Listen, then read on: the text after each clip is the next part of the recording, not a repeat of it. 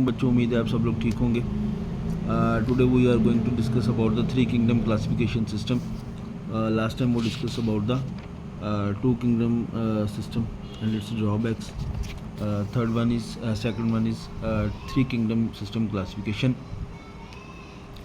In 1866, a German zoologist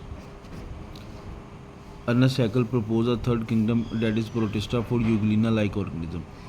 चूँकि हमारे पास जितने भी ऑर्गेनिज्म थे हमने उनको प्लांट और एनिमल्स के अंदर फिक्स कर दिया था, तो फंजाई को इस तरह ही बहुत सारे ऑर्गेनिज्म थे, उनकी ना प्रॉपर क्लासिफिकेशन समझ नहीं आ रही थी। तो कुछ ऑर्गेनिज्म थे यूग्लिना, वो जो है वो एनिमल लाइक बिहेव भी करते थे और प्लांट लाइक बिहेव भी करते थे। Also included prokaryotes bacteria in the kingdom protista. उन्होंने बैक्टीरिया वगैरह को भी जो है वो प्लांट और एनिमल से निकाल के जो है वो किस में फ़िट कर दिया था, आपकी ये प्रोटिस्टा में फ़िट कर दिया था। In this system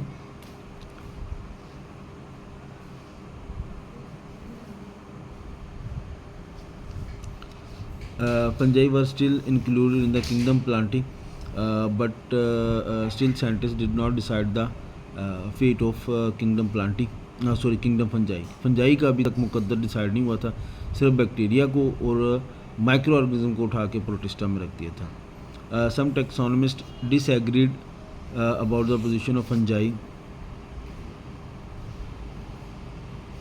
in kingdom plantae. इसके बाद भी कुछ लोगों ने इतराज़ किया कि जी आप फंजाई को जो है वो किंगडम प्लांटी के अंदर ना रखें, क्योंकि अगर आप फंजाई को देखें तो इसकी प्रॉपर बॉडी नहीं है। आपने अक्सर रोटियों के ऊपर जो है वो देखो वो उल्ली सी लगी हुई देखी होगी ब्लैक कलर की, तो इसको हम फंजाई कहते हैं। जो पानी में आप देखते हैं ग्रीन ग्रीन कलर की वो एल्गी होती है, तो वो एक अलग चीज़ है। So fungi resemble plant in many ways but are heterotroph.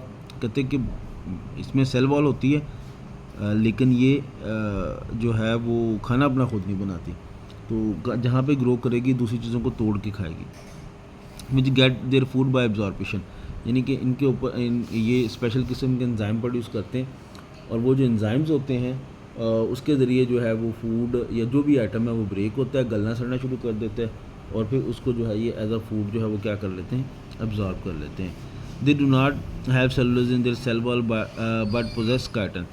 इनकी जो है वो सेल वॉल जो है वो काइटिन की बनी होती है। जो प्लांट है उनकी सेल वॉल जो है वो बनी होती है सेलुलोज की।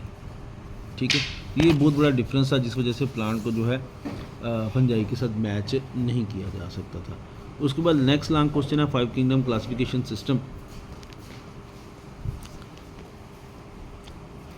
In 1937, French biologist E. Cheton suggested the terms prokaryotic to describe the bacteria and eukaryotic to describe the protista, fungi, animalia and plant। ठीक है, तो ये ई चिटान जो था, इन साहब ने डिस्कवर की थी या जो चीज़ एक्सप्लेन की थी वो ये थी कि उन्होंने सेल्स के दरमियान डिफ्रेंशिएशन कर दिया था। हमारे पास टू टाइप्स के सेल्स होते हैं, प्रोकैरियोट एंड यूकैरियोट। ठीक है, इसको हम पहले भी डिस्कस कर चुके हैं। प्रोकैरियोटिक सेल आर दो sales basically each iron differentiate between prokaryotic and eukaryotic cell।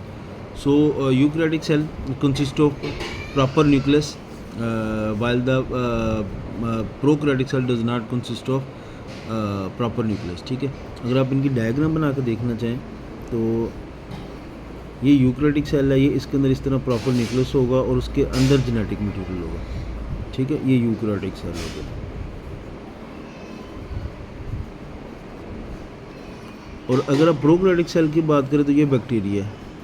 ठीक है, इसके अंदर ये जेनेटिक मटेरियल यहाँ पे मौजूद है और ये इसका क्रोमोसोम है।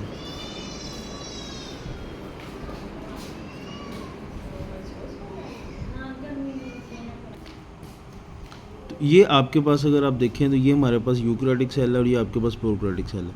तो यूकैरियोटिक सेल में इस तरह प्रॉपर न्यूक्लियस बना होता है, यानी कि जो जेनेटिक मटेरियल है वो इस तरह प्रॉपरली सेव होता है, और जो प्रोकैरियोटिक सेल होते हैं उसमें जेनेटिक मटेरियल, क्रोमोटेक मटेरियल, जो क्रोमोसोम वगैरह होते हैं वो डायरेक्ट साइटोप्लाज्म में मौजूद होते हैं। ये डिफरेंस है between eukaryotic and prokaryotic. So in ये इसका पॉइंट नंबर 2 स्टार्ट हो गया। In 1916 American ecologist Robert Whittaker introduce the 5 kingdom classification system. This system is based on. अब ये सिस्टम जो है वो दो चीज़ों के ऊपर बेस करता था, यहाँ से शॉर्ट क्वेश्चन बन जाएगा। The level of cellular organisation, ठीक है, कि 5 किंगडम सिस्टम किस चीज़ पे बेस करता था। तो number 1 the level of cellular organisation, के सेल जो प्रोकैरियोटिक है तो उसमें बैक्टीरिया और आर्किया आ जाएंगे, और यूनिसेलुलर यूकैरियोटिक है तो प्रोटिस्टा कहेंगे हम उनको, और अगर मल्टी सेलुलर यूकैरियोटिक है यानी कि बहुत सारे सेल्स मौजूद हैं तो फिर हम उनका जो ग्रुप है वो फंजाई, प्लांटी या एनिमिलिया कह सकते हैं, ठीक है। अब फंजाई, प्लांटी, एनिमिलिया को एक्सप्लेन करने के लिए the mode of nutrition that is photosynthesis, तो आपके पास फोटोसिंथेसिस में भी आप प्रोटिस्टा भी शामिल हैं और उसमें प्लांट शामिल हैं। एब्जॉर्प्शन है तो उसमें फंजाई शामिल है, और इंजेक्शन है तो उसमें एनिमल्स शामिल हैं। तो ये दो उन्होंने कंसेप्ट किए थे, आपको प्रपोज किए थे कि इन दो कंसेप्ट के ऊपर, यानी कि सेलुलर ऑर्गेनाइजेशन और मोड ऑफ न्यूट्रिशन।